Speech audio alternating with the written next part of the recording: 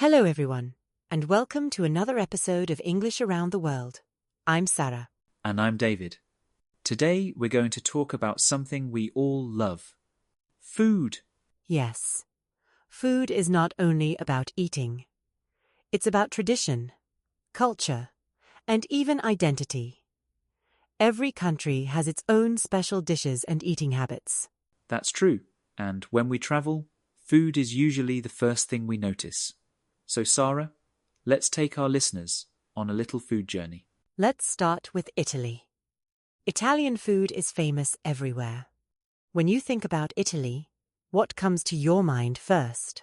Definitely pasta and pizza. But what I find interesting is how Italians keep things simple.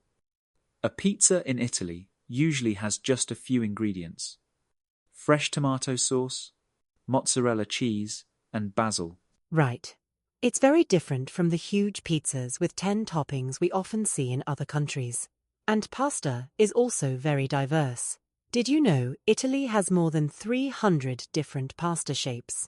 Wow, that's a lot. And many of them are connected to a specific region. For example, in the north, they eat more risotto, which is a creamy rice dish, while in the south, pasta is more popular. Now, let's move to Asia, Japan.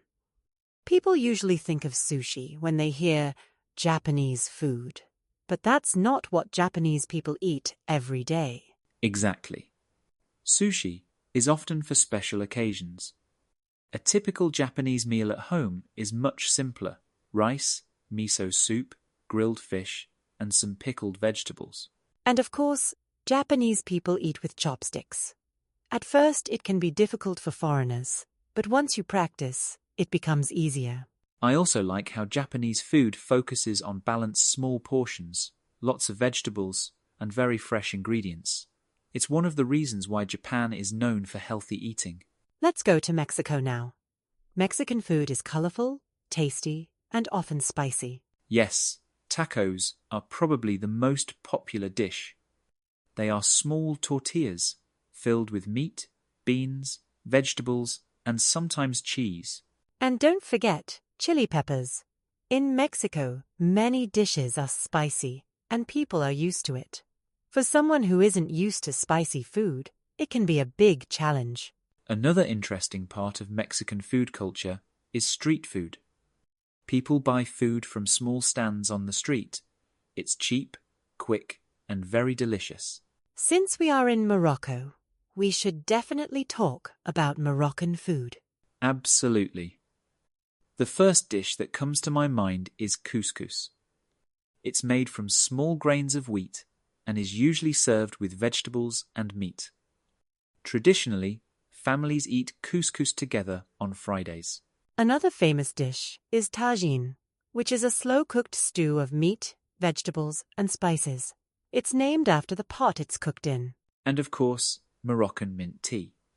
It's more than just a drink, it's part of Moroccan hospitality. When you visit someone's home, they usually serve you sweet mint tea as a sign of welcome. Finally, let's talk about the United States. Many people immediately think about fast food burgers, fries, and soft drinks. Yes, but American food is more than just fast food, because the US is a multicultural country. You can find food from all over the world there: Chinese, Mexican, Italian, Indian, and even Moroccan restaurants. That's true. Food in the US reflects immigration and cultural diversity. Also, portions in American restaurants are usually much bigger than in Europe or Asia. Good point. Sometimes one dish can be enough for two people. So today, we traveled through Italy, Japan, Mexico, Morocco, and the US. We saw how food can tell us so much about a country's culture. Yes, food is not only about taste, but also about history, tradition, and social life. And that's why trying food from different countries is also a way to understand people better. Exactly. Well, that's all for today's episode. We hope you enjoyed this food journey with us. Don't forget to share with us. What's your favorite traditional food from your country? Thanks for listening to English Around the World. See you next time.